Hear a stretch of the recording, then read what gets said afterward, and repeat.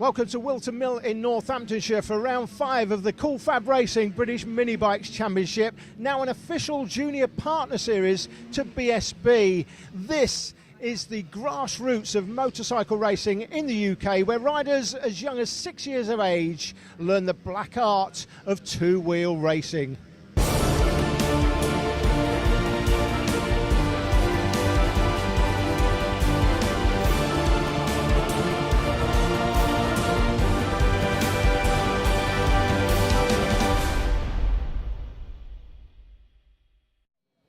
I said in my introduction piece there that this is now the official partner series to BSB, and one man that can tell us all about that joins us. It's Crispin Vittoria, the Managing Director of Cool Motor Racing. Now Crispin, 7 BSB teams have signed up to the series this year now. It's very, very exciting, providing 4 riders in each team with leathers, team wear, etc.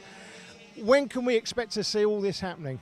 I think we first spoke about this in a very cold, wet Landau in Wales back in March. It's all happening now. We're getting the kids measured up today for their leathers. They're being made. They're going to have them for the last 2 races of the series in October. The pop-up marquees that they're going to be using are going to be ready for then as well. And we're branding their bikes, so they're going to look the part by the end of the series. Yeah, it's fantastic for all of those kids that were drawn, of course, to be in each team. They're not paying anything for the privilege. That's a world first in motorsport, as far as I'm aware. Drawn out by lot out of a hat, or in this case a big plastic bucket. But how does this work? We've got 7 teams, 4 kids in each team basically, so 28 riders. There's a lot more riders than teams available. You're hoping to see more teams involved, I guess. Definitely. I think that all the teams I've spoken to so far at BSB have all been up for it and have put junior teams in. I'm still getting around the paddock at BSB speaking to more teams, so I want to have every kid in the team if I possibly can. So I'm getting out there, speaking to them all and trying to get them on board. And the reaction from everybody has been fantastic, hasn't it, all round? It's just amazing. I mean, you try wiping a smile off a kid's face in this paddock, it's impossible. Even the guys who didn't make it in, they're absolutely amazing. They're still pleased to be racing in an official BSB series.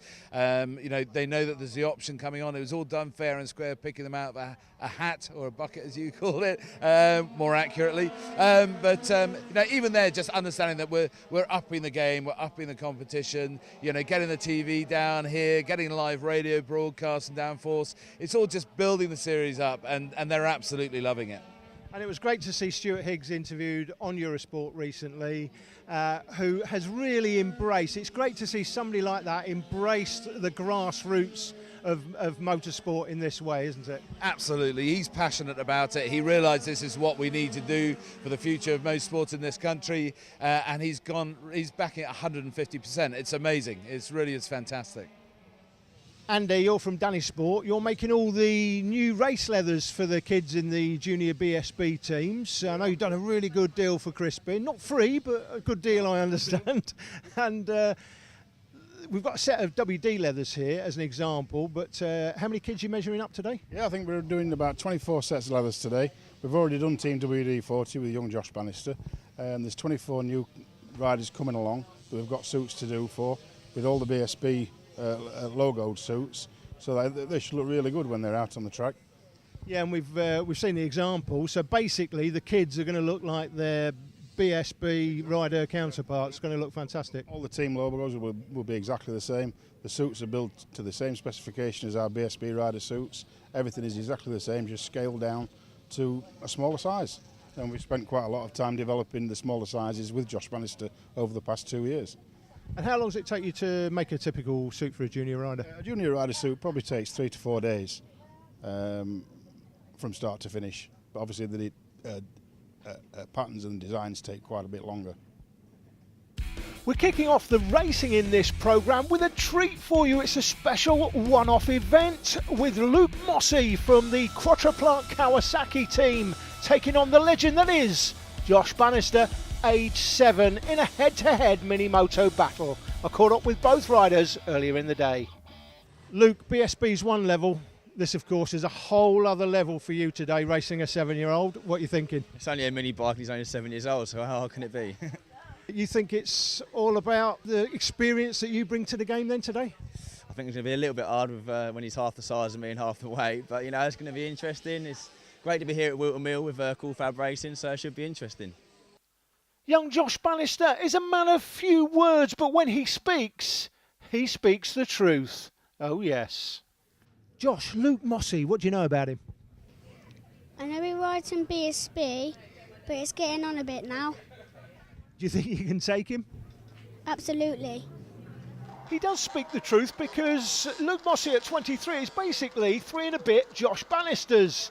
Now, if you thought this was just a bit of fun, the man on the left there, you can just see in the Team WD-40 shirt, that's Brent Gladwin, the team boss from the BSB team. He's turned up to keep an eye on his young charge. He's been supporting Josh Bannister for a year. It's a handicap shootout, with the BSB Pro getting the advantage, Jake. That is part of the start-finish straight and the first couple of corners already as off goes Josh Bannister now, we think. There is Luke Mossey going down to Christmas corner for the first time. And he looks pretty stable out in front. There goes Josh Bannister. 7 years of age for Team WD-40, and through the first turns he goes. He is almost a third of a lap now behind Luke Mossey. He is going to have to work incredibly hard to catch up with this BSB superstar, but through Christmas he goes for the first time, reeling in the superstar 23-year-old Luke Mossey, and look at him go. He is absolutely on it as Luke Mossey, he is no slouch. He is pushing as hard as he possibly can. He was pushing at Knock Hill recently in the BSB round there, started P10 down to 15th on lap 1, fought his way back to third in a great performance, setting fastest lap after fastest lap, but I'm not sure he's going to set the fastest lap in this one. Luke Mossey down at the boot. He's looking to see where Josh Bannister is as he coasts into the final turn. Luke, you don't want to coast. Josh Bannister's going, look, they're willing him on the start-finish line. You need to get on with this as Luke Mossey goes into oblivion and into crook, because there is Josh Bannister at the final turn. He is gaining ground, big style. Down the start-finish straight, Bannister crosses the line with 1 to go. Into oblivion, the left-hander. Crook is the right-hander. Here is Luke Mossey at the top of the straight through Christmas corner, but Josh Bannister's getting closer, Jake. Yeah, he just looked over his shoulder and he saw that Josh Bannister is gaining ground big style. He needs to get on with this. The team quadruplant Bournemouth Kawasaki rider is being eaten up here, his advantage, as he goes through into Ashby, down the Kenny straight. Josh Bannister is now just a corner and half a straight behind him. He is absolutely monstering it at the moment as they go into Parker once again. Bannister leans tight. He has got him on the run here. Down the straight into the left-hander, Bannister closing in on the BSB Pro. He's on the inside straight. Here comes Bannister. Sweeps past new race leader. Absolutely beautiful from Josh Bannister. Down the back straight and into the boot for the final time. He absolutely romps away to the finish line. An amazing fight between himself and Luke Mossey. He came from a third of a lap back and he takes the checkered flag. He wins the shootout here at Whilton Mill. Luke Mossey has to settle for second position, but what a victory for the WD-40 rider, just 7 years of age. Remember that name, you'll be hearing it a lot in the future. Josh Bannister, the winner. You're going to come back for another try? Yeah, I think we're going to try and get a bike for the end of the year so I can do a whole weekend once the BSB season is finished. So I'll see you all then. Okay, hopefully better luck that day then. That's it, mate. After the Luke Mossey-Josh Bannister shootout, Andy Reid decided to get in on the action with a second shootout against his teammate Luke Mossey. Jake, here we go. Well, this will be the ultimate test. Which rider is the best as they go into Crook for the first time and out through Fine Lady. This is a really interesting duel. Luke Mossey versus Andy Reid on mini motos. They are absolutely on it, and Reid is having a look to see if he can get past Mossey into Christmas. He's there on the inside and he's through. Beautifully done up the inside line there at Christmas. And as they head down to Ashby for the first time, this is going to be a really interesting duel. And again, he's coming alongside. Mossey's going to try and go round the outside. There's a wobble mid-corner. He almost puts a foot on the deck. This is very close already. Trying to get the bikes going out of the corner. Andy Reid there highlighted. Double win at Thruxton in BSB in July. Oh, Mossey's going round the outside. Oh, he's got him. What Amazing move. Amazing move round the hairpin at Chapman. Great move. And there is Luke Mossey, 15th after lap 1 at Knock Hill, by the way, Jake. He came back to third. What a great ride that was that day. Into the boot one more time, and Andy Reid cuts across the grass. What a cheeky scam trying to gain an advantage. But look, Luke Mossey has absolutely romped it. And he's lost time. He thought he was gaining an advantage, but going across the grass, he's found no time whatsoever. and he's further behind. He's got it all to do now. Well, you won't catch him doing that in a super sport race, so I suppose when it's all fun and games, you could try any trick in the book. But Luke Mossey has actually gained an advantage as they go down Manuel's Bank into Christmas. And is the super sport rider going to have an opportunity to put one over his BSB counterpart? They don't get to race each other on weekends, don't forget, in the BSB, because they're in different championships. As Luke Mossey looks over his shoulder, they go into Ashby. Neither of these riders wants to finish second to the other. They are racers. This may be a bit of fun to you and I, but these boys do not want to come second. And up the inside, Reed has a look into Parker, and as he go down to Chapman, he's going to have to try something pretty special. He's got a good throttle around the outside. Is he going to get him on the exit? He's got him! Beautifully done there. He worked the move on the outside, flicked it to the inside on the right, and as they go into the boot for the last time here at Whilton Mill, Andy Reid has shown Luke Mossey a clean pair of heels. Absolutely brilliant. His arm is in the air. He's happy with that, and that has definitely given him something to smile about going into their next BSB round together. He'll be all smiles. Mossey will want to get him back someday, but Andy Reid takes the spoils here in the Mossey versus Reid mini moto shootout. What a happy boy.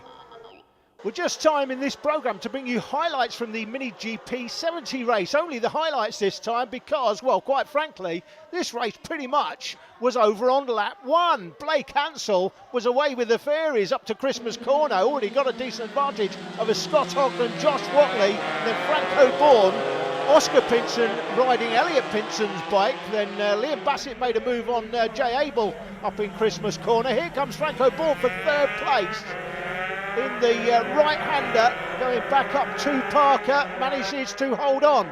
And don't forget, Franco Bourne is on a high to a fight for the championship. He leads it at the moment, but he's got Scott Ogden and Blake Ansell in front of him, hoping to close down the deficit. So Bourne needs to stay in front of Josh Watley. He's going to have a really hard job holding on to that third position. But Blake Ansell, he's been absolutely on it all weekend long. He's been in the 52s, low 52s, by the way, all weekend in terms of pace. So this is going to be a very interesting challenge for the rest of the field. Blake Ansell would continue on in fine fettle in the first race, and it would lead him on to his first ever clean sweep. He was the unbeatable king of Whilton Mill with a first win of 3 over the course of the weekend, nearly a second a lap quicker than anybody else in total. Scott Ogden getting a very important second place as well to put him back in contention for a look at the championship. Franco Bourne, third position, beating Josh Watley with Oscar Pinson and Liam Bassett behind. But as far as the championship fight is concerned, this is an important weekend for Blake Ansell. 3 wins here at Whilton Mill. It's the perfect moment to shoot for the championship. And as far as the championship leader going into this weekend is concerned, Franco Bourne has some homework to do because Blake Ansell is on fire at the right moment in the championship fight. This is going to be good. Blake, Mini GP 70, a dominating victory. We've not seen that sort of pace from you this year. We know you've got the pace, obviously, but what was that all about today? I don't know. I woke up this morning. I had a feeling that hopefully, because I had a good practice yesterday, felt up to speed. Slowly picked up even more speed towards qualifying 2. Got pole straight away, and then got an amazing start, and I went on from there. Okay, well, congratulations. How's that leave you in the championship? Do you know? It's brought me closer to the first place, but obviously Franco's got quite a big lead from the wins he's had, but all I'm planning on is just being consistent and trying not to lose any place in the championship. And two races still to come tomorrow, of course. We just filmed race 1 on the Saturday, but you've still got 2 races tomorrow. I guess you're looking for the same sort of result tomorrow, eh? Definitely. Just going to get a good start. Well, he did go on to take 2 wins on the Sunday, and the championship lead is down to just 4 points. Franco Bourne still has it with Ansell there in second place. Ogden not far away. The championship looks like it's between these 3. We'll be back after the break.